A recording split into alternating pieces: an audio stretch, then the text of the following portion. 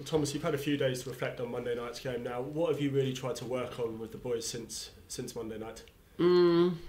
I think most important thing that we showed great character throughout the game. Everybody saw the game and saw that we gave big chances away in first half. But if everybody saw that, they also saw that we were more compact, better distance in the team, more solid defensively in general. But also too far back. We should have been higher up the pitch. But let's say we've been on a high. Even being on a high, we were playing against West Brom, best home side in the division.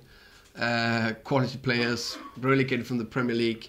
So expecting then that we go to the Hawthorns and dominate 90 minutes, then they have big expectations of Brentford, and I like that. Second half, that's the style of play we want. That's the way we want to play. Going much higher, more aggressive in the high pressure, counter pressing, dominating much more on the ball, and I think we were the best side in the second half. And the way the goal came about late on, how much of a lift has that given you and the players? A massive lift to all of us, because when you are suffering a bit, it's where you need to show your true character, and I think the boys showed that extremely well second half, especially after the 1-0 goal. Still a situation where we tracked back in sprint and we just did everything we could to get back into the game, and you can see in the way we celebrated the goal, the players, that it was a massive relief.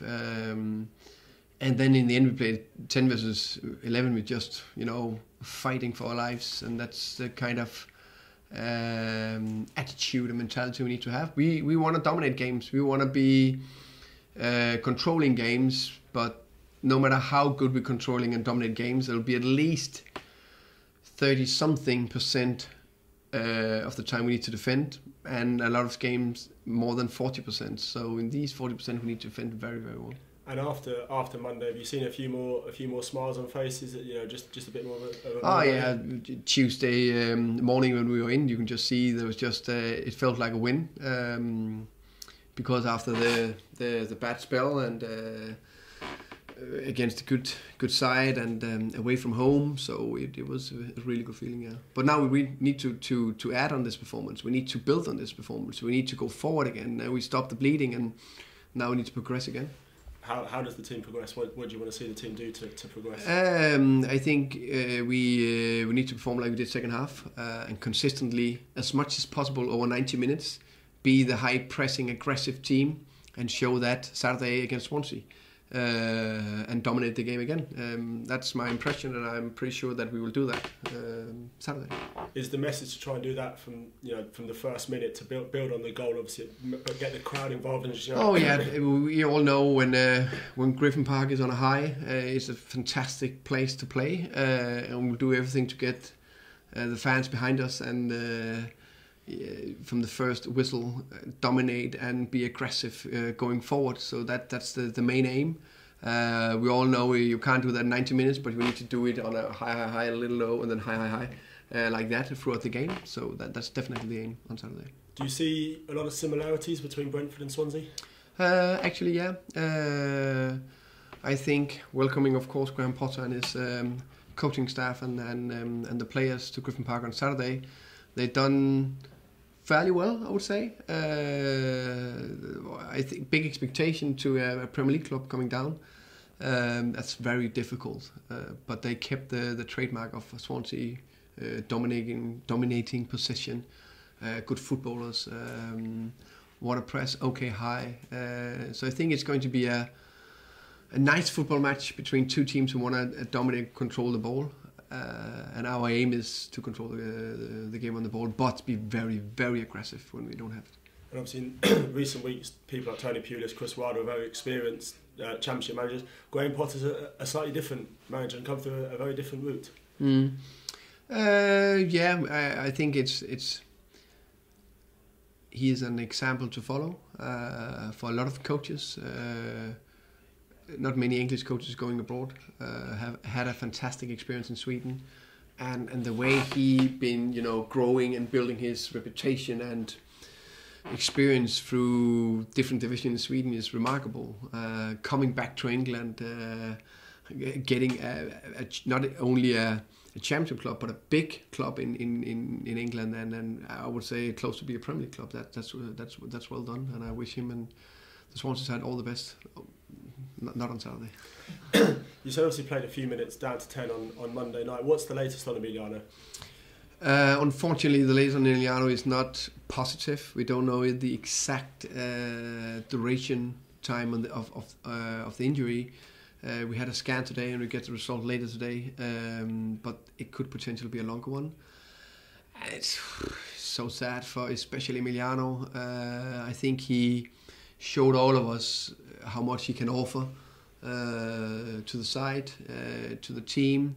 His energy, he works so hard for the team. You can see he has a little bit of skill. He came to the big chance, had a beautiful assist, and he just gave everything, also in duels and that. So I really, really feel for him. But the good thing, he have a big heart, a very strong mentality. So I know he will come back stronger, and we will welcome him very, very much. And Rico Henry? Rico Henry should be fit and available for Saturday. And you were lucky you were able to reintroduce Camo onto the bench and Side as well, and Ollie back into the starting 11. So the options and the squad is coming back to you. Oh yeah, definitely. It was promising to see Ollie starting, so he'd get minutes, Camo on the bench. I think we needed that to have enough competition, but also enough quality coming on the pitch. And now hopefully we can progress from here. And two more players who weren't involved on Monday night were Nico and Julian. What's the latest on those?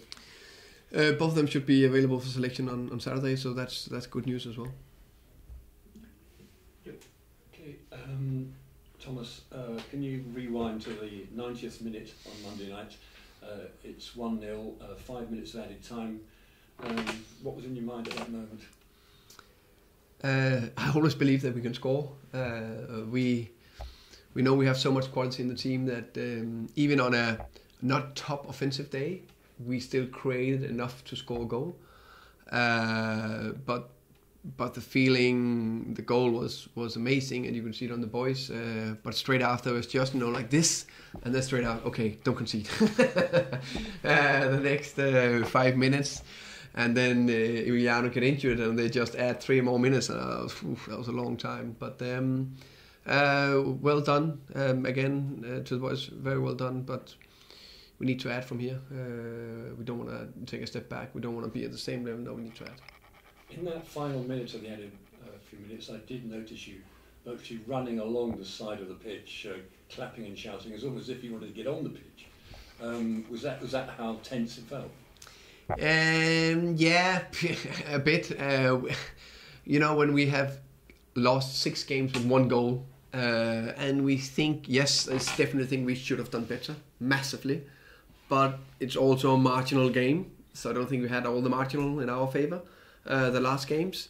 So just know, okay, don't concede now. That was just the only thing who went through my head, to be fair. But they did so well in there. Yeah, now, talking about the fans, after the Sheffield United game, there was quite a lot of negative noise at Griffin Park. Did you notice? I didn't. Yeah. Yeah. Well, at the press briefing afterwards, you used the words, we all need to stick together. Yeah. There were others in the club who, off the record, were rather more direct and said that the fans needed to support the team when they were losing as well as when they were winning. Mm-hmm. What was your verdict on Monday? Amazing, and I think that's what we need, because in football and life, it's up and down, and no matter what happens, you need to stick together. Of course, you can be direct and be disappointed with performances or result, but no matter what happened, we need to back each other. I will always stand up for the players and the fans, always. But I think it's fair when we don't perform, people are disappointed. But during the 90+ minutes, we need support every single minute. Massively, and on Monday night the travelling away fans for Brentford was fantastic. You can see it in their eyes afterwards that they were happy, and we're really not hoping, and we're not doing the best. No, we will do what needed to keep that feeling going forward on Saturday. Just to clarify on injuries, so Macondes, or Emiliano, as we must now always call him, is out for some time. But is everyone else now available for Saturday?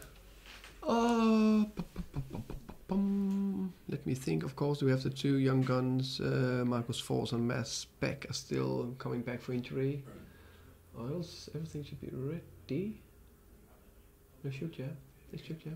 Just to ask about Nico Linares, his mother is of Chinese origin, his grandparents are from China, he's qualified for China, and when we last saw him here, he said, look, if China ever wanted me to play for China, they should contact the club. Of course, there were those reports back in September that he was, in fact, the subject of an offer to Brentford, which could possibly return in the January window. What's the latest on Nico Linares? Latest on Nico Linares is that he's training tomorrow with the squad, and he's a Brentford player. What's happening in January, we don't know. If it's Nico, Neil Mopai, Lewis McLeod, whatever. So we don't know what's going to happen in January. I know I want to keep the strongest side together and add. That's how I'm thinking.